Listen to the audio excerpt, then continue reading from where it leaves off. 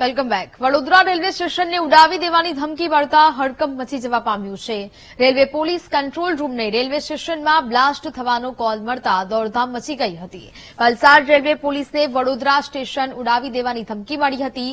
Phone કરનારે પાકિસ્તાનથી ISI agent બોલું છું કહીને ધમકી આપી હતી. ધમકી ભર્યો ફોન આવતા રેલવે સ્ટેશન પર ઠેર ઠેર ચેકિંગ હાથ ધરવામાં આવ્યું હતું.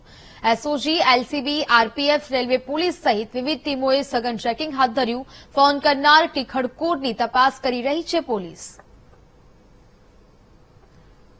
તો હાલ તો સમગ્ર વિગત જે પ્રકારે સામે આવી રહી છે, વડોદરા રેલવે સ્ટેશનને ઉડાવી દેવાની ધમકી મળતા હડકંપ મચી જવા પામ્યો છે. હાલ તો ફોન કરનાર વ્યક્તિની શોધખોળ કરવામાં આવી રહી છે. સંવાદદાતા માનુ ફોન લાઈન પર જોડાયા છે.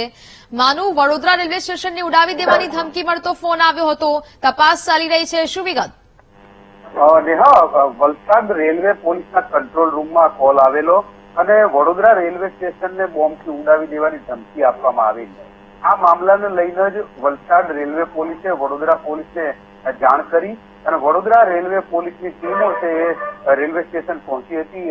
એસઓજી, એલસીબી, આરપીએફ અને રેલવે પોલીસ સહિતની ટીમો છે ચેકિંગ કર્યું. જોકે વડોદરા રેલવે સ્ટેશન ઉપર આવું કંઈ શંકાસ્પદ મળ્યું નહીં, પરંતુ જે ફોન ઉપર ધમકી આપનાર વ્યક્તિ છે એની શોધખોળ શરૂ કરવામાં આવી છે. કોલ ડિટેલના આધારે એની તપાસ કરવામાં આવી છે કે કોણે આ કૃત્ય કર્યું છે, કારણ કે કોઈ ચીખડખડ પણ હોઈ શકે અને જેને પોલીસે દોડતી કરી હોય એ દિશામાં પણ અત્યારે રેલવે પોલીસ તપાસ કરી રહી છે. કોના દ્વારા કોલ કરવામાં આવે તેની શોધખોળ શરૂ કરવામાં આવી છે. જી નેહા. બિલકુલ માનુ, જાણકારી બદલ આભાર.